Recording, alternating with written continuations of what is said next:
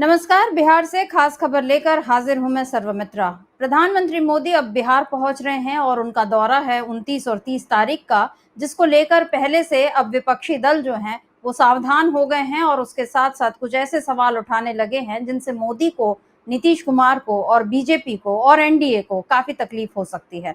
दरअसल मोदी पहुंच रहे हैं बिहार में, जिसका मकसद तो ये बताया जा रहा है कि वो पटना में एयरपोर्ट का उद्घाटन करेंगे, एयरपोर्ट के एक हिस्से का, उसके अलावा बिहटा में शिलान्यास करेंगे और भी उनके तमाम कार्यक्रम हैं। लेकिन इसके साथ साथ बताया जा रहा है कि मोदी का जो एक रोड शो निकलने वाला है उसमें कम से कम 32 जगहों पर उनका स्वागत होगा। ऑपरेशन सिंदूर को लेकर मोदी के सिर पर सेहरा बांधने की पूरी कोशिश होगी और जो 30 तारीख को रोहतास में मोदी का कार्यक्रम है उसको लेकर भी बीजेपी के साथ साथ जेडीयू भी लगी हुई है कि किसी तरह मोदी के इस पूरे कार्यक्रम को बहुत सफल बनाया जाए। लेकिन मोदी के बिहार पहुंचने से पहले ही कांग्रेस ने एक ऐसा काम कर दिया है जिससे अब सारी बाजी पलट सकती है। दरअसल कांग्रेस के जो प्रदेश अध्यक्ष हैं राजेश राम, उन्होंने एक प्रेस कॉन्फ्रेंस कर काफी सारे सवाल पूछे हैं। मोदी से पूछा है कि आप कब अपने पुराने वादों को पूरा करेंगे। नीतीश कुमार से पूछा है कि जिस तरह का हाल अभी बना हुआ है, कानून व्यवस्था की बिगड़ती स्थिति से लेकर तमाम जो भ्रष्टाचार के किस्से हैं, जिस तरह दलितों पर अत्याचार हो रहा है, इन सब का हिसाब कौन देगा। और उसके साथ साथ कांग्रेस ने जेडीयू के 2 महत्वपूर्ण नेताओं को अब अपनी पार्टी में शामिल करा लिया है, तो ये जेडीयू के लिए बड़ा झटका है। और उसके साथ साथ कांग्रेस ने बीजेपी के सामने जो सवाल रखे हैं वो बीजेपी के लिए बड़ा झटका हो सकते हैं। तो कुल मिलाकर ऐसा दिख रहा है कि कांग्रेस ने मोदी के बिहार आने से पहले, मोदी इसके पहले बाजी को अपने पक्ष में करें, कांग्रेस ने पूरी बाजी ही पलट दी है। सुन लेते हैं कि कांग्रेस अध्यक्ष राजेश राम ने क्या कुछ कहा है मोदी के दौरे से पहले। तो उसके लिए मैंने 5 सवाल यहाँ पे रखा हूँ। पहला सवाल है कि 2015 में घोषित सवाल लाखों करोड़ के पैकेज का क्या हुआ। हम लोग आशा करते हैं, सिद्दीकी साहब भी उम्मीद करते हैं कि प्रधानमंत्री आएंगे तो इसका जवाब देंगे। दूसरा सवाल जो है ये है कि यदि सिर्फ कागजों पर जमीन पर कुछ क्यों नहीं है, चाहे बुनियादी ढांचा हो, चाहे स्वास्थ्य हो या रोजगार हो, इनमें से एक भी वादा आज तक जमीन पर नहीं उतरा। आईआईटी पटना का विस्तार, खाद्यान्न प्रौद्योगिकी संस्थान की स्थापना नहीं हुई। 7500 मेडिकल सीटें फुल नहीं हुई। 11,500 करोड़ की बाढ़ का राहत का योजना कहाँ है। ये सवाल मैं आदरणीय प्रधानमंत्री जी से पूछना चाहता हूँ। दूसरा है कि बिहार में गुंडों के हवाले क्यों कर दिया गया है। पटना, बक्सर, छपरा जैसे इलाकों में हाल ही में खुलेआम फायरिंग और हत्या हुई। योजनाओं औसतन 8 हत्याएं, 33 अपहरण और 136 जघन्य अपराध हुए। ये भी हम लोग बिहार प्रदेश कांग्रेस कमेटी की तरफ से सवाल जानना चाहेंगे। और क्या बिहार में गुंडा राज की स्थापना हो गई है? क्या कानून व्यवस्था पूरी तरह ध्वस्त हो चुकी है? सवाल नंबर 4, नीतीश कुमार के जो अभी नीतियां हैं और खास करके जो अस्वस्थ चल रहे हैं, उसके तहत क्या उनसे फायदा लेने का प्रयास है?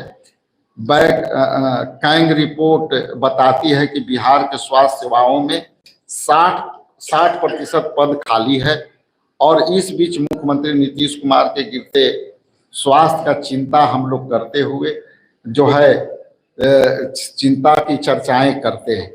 ऐसे स्थिति में आखिरी सवाल मेरा यह है कि क्या भाजपा नीतीश की खराब तबीयत फायदा उठा रही है और बिहार अब वादों से नहीं विकास के प्रमाण मांगता है। हर चुनाव के पहले घोषणाओं की बौछार आती है, इसलिए यह सरकार चुप्पी क्यों है। तो यहाँ आपने सुना कि किस तरह राजेश राम पूरा हिसाब बता रहे हैं कि मोदी ने अब तक क्या क्या कहा था, बिहार को लेकर कितने बड़े बड़े दावे किए थे, लेकिन उनमें से एक भी दावा पूरा होता हुआ नजर नहीं आ रहा। और ऐसा नहीं है कि अकेले कांग्रेस ने ये आरोप लगाए हैं, उनके पहले कांग्रेस के अलावा जो प्रशांत किशोर है, जन स्वराज जिनकी पार्टी है, वो भी यही पूरी बातें पूछ रही है कि आप कब अपने पुराने वादों को पूरा करेंगे। उधर तेजस्वी यादव भी लगातार यही सारे सवाल उठा रहे हैं। तो कांग्रेस ने आज जिस तरह से पूरा सवाल उठाए हैं, उसके बाद बीजेपी के लिए, जेडीयू के लिए इन सब का जवाब देना मुश्किल हो सकता है। तो एक तरफ राजेश राम ने बहुत सारे सवाल उठाए हैं मोदी के दौरे से पहले, और दूसरी तरफ जेडीयू के नेताओं का जो सिलसिला कांग्रेस में आने में शुरू हुआ है, वो भी बता रहा है कि कांग्रेस ने अब बाजी पलट ली है। एक ये वीडियो देखिए जिसमें अभी जेडीयू के जो नेता थे और मदरसा शिक्षा आधुनिकीकरण संगठन के राष्ट्रीय अध्यक्ष हाजी परवेज मोहम्मद सिद्दीकी, वो किस तरह से अब कांग्रेस में शामिल हुए हैं और उनके शामिल होने पर उनका कैसा स्वागत किया गया, और इस मौके पर बिहार कांग्रेस ने जो ट्वीट किया है उसको देख लेते हैं, साथ ही वो वीडियो भी देख लेते हैं जिसमें हाजी साहब जो हैं वो कांग्रेस में शामिल हो रहे हैं। देख लेते हैं ये वीडियो। हमारे राजेश कुमार आदि सामानी का जोरदार ताली बजाने के स्वागत करें।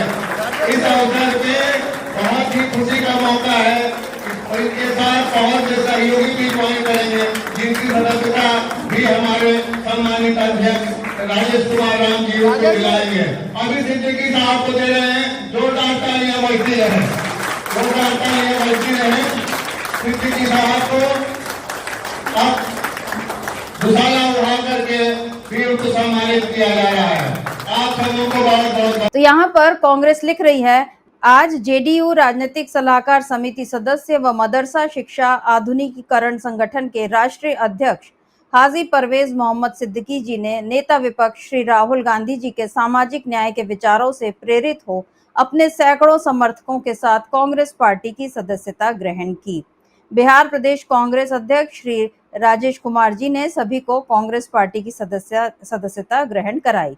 जो कांग्रेस का ये जो ट्वीट है, ये जेडीयू के लिए बड़ा झटका है, क्योंकि आप जानते हैं कि अभी जो हाल ही में वक्फ संशोधन विधेयक आया, उसके खिलाफ पूरा जो कांग्रेस ने एक मुहिम छेड़ी, कई जो मुस्लिम संगठन हैं वो इसके खिलाफ देश भर में आंदोलन कर चुके, मामला सुप्रीम कोर्ट में पहुंचा हुआ है और मोदी सरकार इस पर बुरी तरह घिरी हुई है। लेकिन जेडीयू में अब तक नीतीश कुमार ने इस पर मुंह नहीं खोला, बल्कि वो अपनी चुप्पी साध कर ये बताते रहे कि वो मोदी के साथ इस फैसले में साथ हैं, और इसके कारण जो उनका अल्पसंख्यक मतदाता था, यानी जो ऐसा मुस्लिम समुदाय जो भरोसा करता था कि नीतीश कुमार सांप्रदायिक नहीं हैं, सांप्रदायिक राजनीति के खिलाफ हैं, वो जरूरत पड़ने पर हमारा साथ देंगे, धर्मनिरपेक्ष ताकतों का साथ देंगे, वो सारी उम्मीदें जो हैं नीतीश कुमार ने झुठला दी, एक झटके में उन सबको खारिज कर दिया।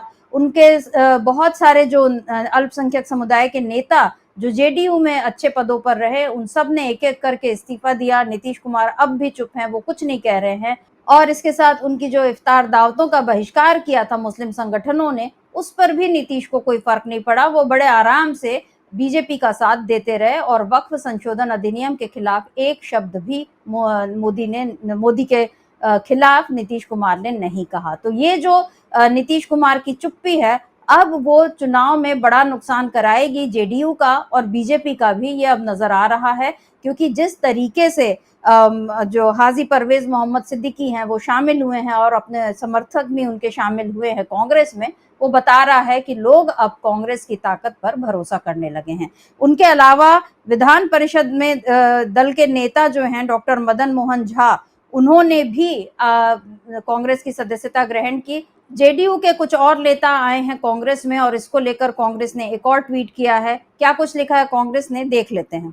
कांग्रेस लिख रही है, बढ़ रहा है कांग्रेस में लोगों का विश्वास, इस बार परिवर्तन होगा खास। सकरा विधानसभा क्षेत्र के जेडीयू से पूर्व विधायक श्री चंचल कुमार जी ने आज प्रदेश कांग्रेस मुख्यालय में कांग्रेस पार्टी में अपनी आस्था प्रकट करते हुए अपने समर्थकों के साथ सदस्यता ग्रहण की। विधान प्रदेश कांग्रेस अध्यक्ष श्री राजेश कुमार जी एवं विधान परिषद में दल के नेता डॉक्टर मदन मोहन झा जी ने सभी को सदस्यता ग्रहण कराई।